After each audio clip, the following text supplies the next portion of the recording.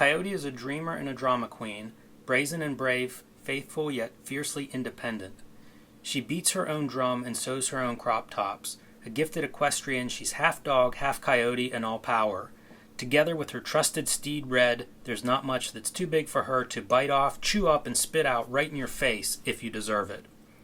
But when Coyote and Red find themselves on the run from a trio of vengeful bad dogs, get clobbered by arrows, and are tragically separated, our protagonist is left fighting for her life and longing for her displaced best friend. Taken in by a wolf clan, Coyote may be wounded, but it's not long before she's back on the open road to track down Red and tackle the dogs who wronged her.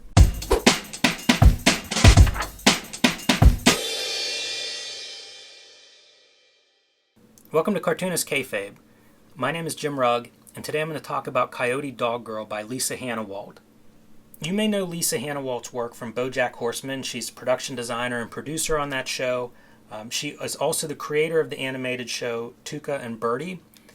But before she started doing successful animated shows, she's a cartoonist and has produced many comic books going back to mini comics at SPX, working with Alvin Buenaventura at Pigeon Press, and doing several collected books of her comics from Drawn and Quarterly, who is the publisher of Coyote Doggirl here.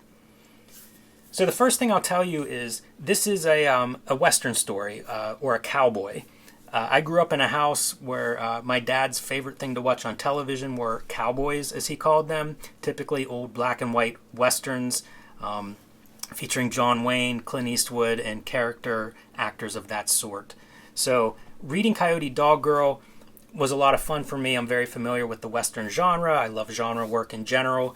And unlike some of Lisa's other comics, which are shorter works and collections of short strips, this is one coherent graphic novel. So the entire book is about Coyote Doggirl and kind of a specific adventure arc that we follow the character through the book. One thing this book is known for is subverting a lot of the expectations that come with the Western genre. And again, I mentioned, growing up watching a lot of these, so I'm familiar with those genres. I also enjoy watching a talented storyteller subvert expectations of genre. It can be a very enjoyable experience as a reader or a viewer to go through genre as a beginning structure and then find a lot of the personal expression of the creator on hand to, I guess, surprise and change what we expect from that genre.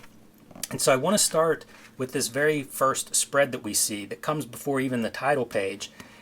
This is one of the interesting things. Lisa Hanawalt's a very funny cartoonist, but she's also a cartoonist that does a lot of formally inventive things. And so she's not working exclusively in panels or in a grid or what we think of as panel-to-panel continuity. She will also have these things that are non sequiturs, standalone comics, cartoons. It's really a broad comics language that Lisa is drawing from. And in this case, we see some important information. So before we even get into the story, we get to see a little bit about Coyote Doggirl, who she is, her horse Red, and some of the equipment, clothing, saddles, things of that nature that are part of their life and part of what they are taking on this journey, as well as wish lists. And here we see her humor right away with pleasure saddle. And you can see various dildos, vibrator type things mounted on the saddle itself. Pretty funny, humorous, a little bit of an adult nod. And this is very indicative of the tone of this book itself. So one of the first genre subversions that I will mention is this attention to humor. If you watch those old cowboys, Clint Eastwood and John Wayne are not exactly funny if you're familiar with those movies. And so like having the humor that Lisa, I think, can't help bringing to the comics that she makes, having that humor in a Western setting, it really does change the tone of the story quite a bit in the reading experience. I mentioned rereading this for a book club, and it was very fun to get back into. There are a lot of great stories and comics that I've read that may be a little bit heavy, maybe a little bit dramatic or serious, and they're not as pleasurable to actually revisit, even though they're very rewarding to read. That is not the case with this graphic novel. I enjoyed it more the second time, and it's probably something I'll read again in the near future because it is a very enjoyable world to visit. Part of that enjoyment comes from her colors. I'm a big fan of Lisa's work, not just as a cartoonist, but also as a painter, and you can see that online if you follow her, if you visit her website. You'll see that she's a very accomplished visual artist that's not just limited to comics or just to animation. She's done spot illustrations, editorial illustrations for places like New York Times. She's also known for her paintings, so again, you can find a lot of that stuff online, but it's on display in these comics. And I mentioned not sticking to any specific panel structure. You can see right away, breaking out of that, the confines of a rigid panel border or frame. You can see that on display right here. Another example of the subversion of the Western genre is the color. And I mentioned how beautiful that color is and how much I love this color, but it's also atypical for Westerns. The Westerns that I grew up watching, a lot of them were in black and white, but even the ones that were in color were dry and dusty and desaturated for the most part. They felt like deserts. And this is set in kind of the Southwest, I think. It's not specified, but that's the sense I get. When I think of Westerns, it's obviously out west. I think that's on display here, and you see it in some of the vegetation, but you also see these great colors. And if you've spent any time in the American Southwest, you probably note the beautiful colors, from the skies to various vegetation, rock formations. There's a lot of color to be found there. And so it's something that I appreciate almost anywhere, but is clearly on display in these vivid colors in this particular story. So hats off to both Lisa Hanawalt and to Drawn and Quarterly, the publisher, for finding a way to reproduce these colors bright and vividly and saturated for our enjoyment as readers. Another obvious genre subversion is having a female lead. Typically, I mentioned John Wayne and Clint Eastwood. Typically, the American Westerns and Cowboys feature male leads in that role. So that's another one of the subversions of the Western genre that's on display in this particular story. Since Coyote Doggirl is a female.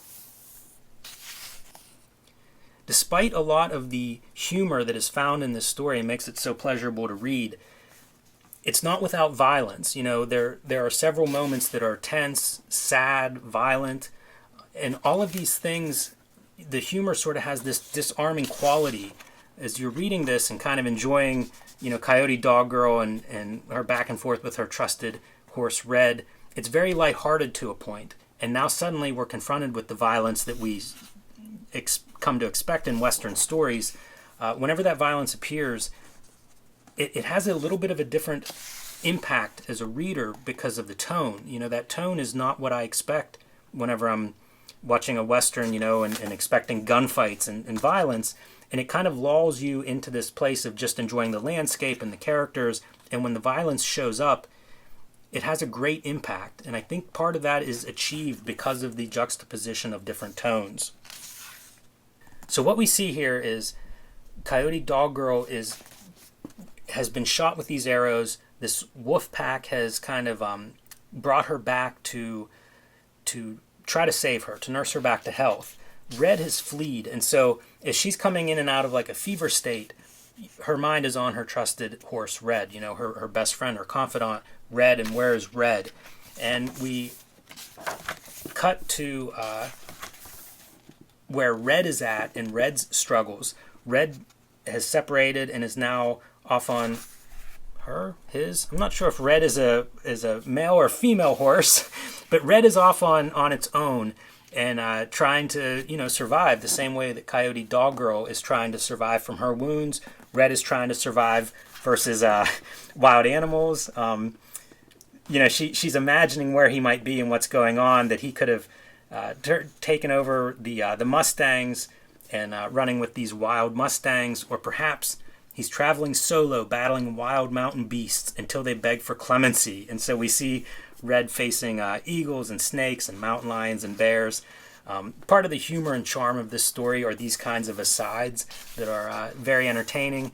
And then we go from her imagination of where Red might be to the reality, the crosscut of where Red is. So Red found some food, but Red's wandering, and unfortunately, the dogs that Coyote Doggirl and Red have been facing catch up to Red and get hold of Red. So you see a little blood on the saddle. This is another one of those moments of violence that when you see this stuff after a very funny kind of cartoon panel of Red battling all these wild animals, and then you see the little bit of blood stain left on the saddle, it's a reminder of that shift in tone, and that Coyote Doggirl is facing possibly death, certainly some kind of pain and struggles.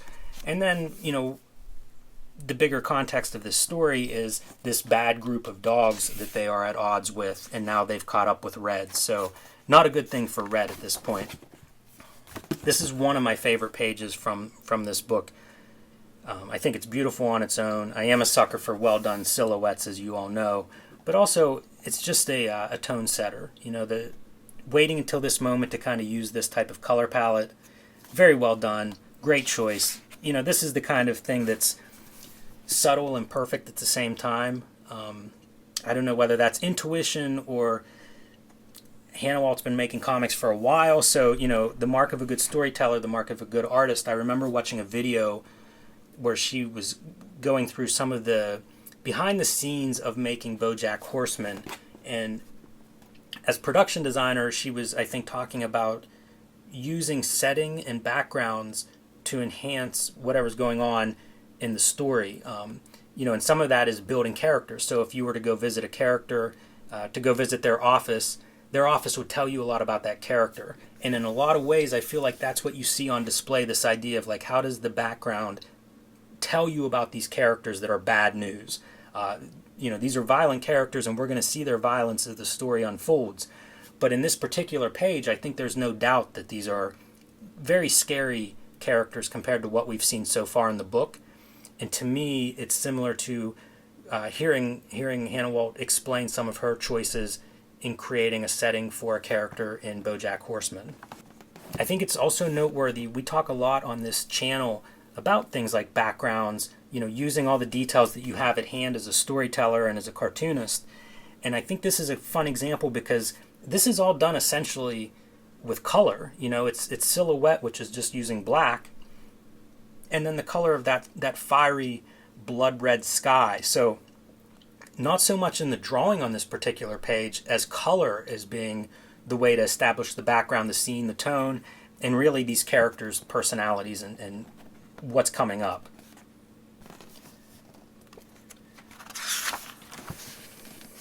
This is another example of lists that she uses very well to establish the wolf pack where Coyote Doggirl is now staying and has kind of been adopted by these characters.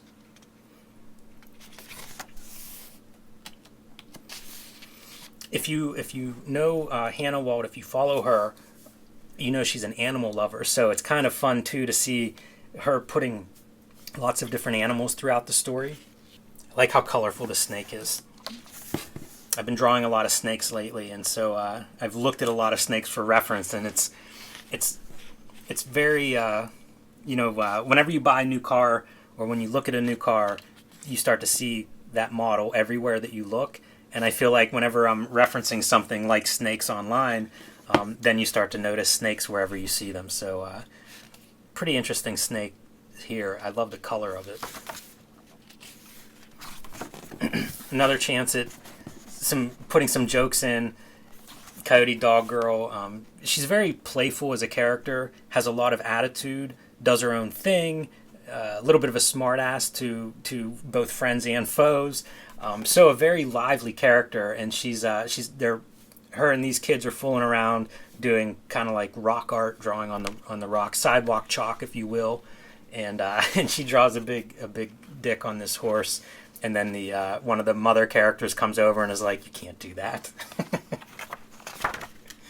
There are a few places throughout this story that do this sort of thing. This is Coyote Doggirl. They're giving her a horse to ride so that they can go hunting with her and gathering and traveling. And they lend her different horses to try out which one she wants to use. And she's fooling around, doing acrobatic tricks and trick riding and stuff on these horses. This kind of thing happens several times throughout this book, and it's another one of those bits of tone that are part of what I love about Hanawalt's work. You know, it's funny, it's playful, it's energetic, it's unexpected, but it's also part of the reading experience. It's fun, you know, it's fun and funny. I would compare it a little bit to something like a Wes Anderson movie in the way he will often add these details that seem to be there just to amuse, maybe just to amuse himself, but end up amusing the audience as well. They're just little asides, but they're kind of a nice moment of characterization, you know, showing a bit of Coyote Doggirl's personality and playfulness and love of you know, being a cowboy and riding these horses. Beautiful landscapes. Another cartooning technique, and I always forget the name of this. It's named, I think, after an old cartoonist, but it's whenever characters go through the same scene or the same panel, but through motion you see them in several different positions as they move through that image. I always think of Daredevil as being an example of a comic that would often use that kind of a trick, but here we see it with Coyote Doggirl out on basically a horseback ride. And again, these panels that come in and out of what we think of as traditional panels, but certainly no adherence to a grid or anything.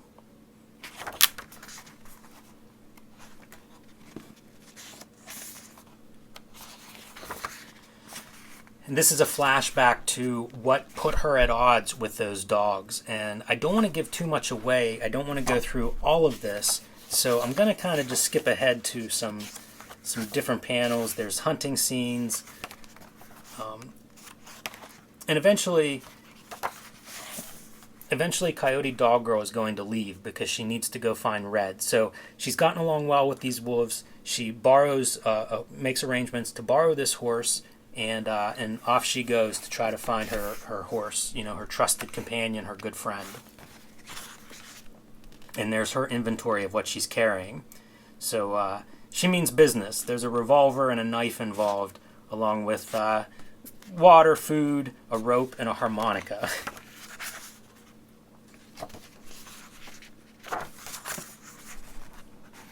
Funny moment again, I mentioned Wes Anderson, and it makes me think of Mr. Fox whenever the animals would eat in his stop motion movie, and they would really look like animals, and there's a little bit of that humor, I think, here on display.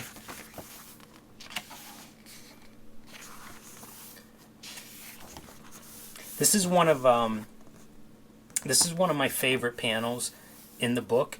It's an underwater point of view of both the horse and Coyote Doggirl swimming. I just think it looks great. I've seen photos of like elephants swimming in water from underneath, and it reminds me a little bit of that kind of imagery.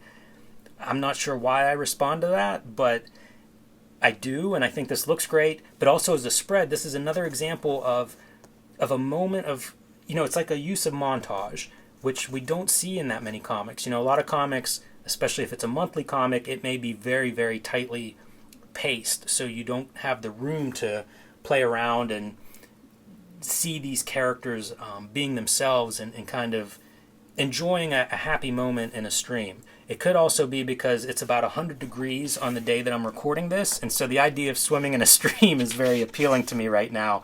But it kind of shows this character, I think, in a more complex manner. You know, she is looking for her lost horse companion, but she's also not above enjoying the moment.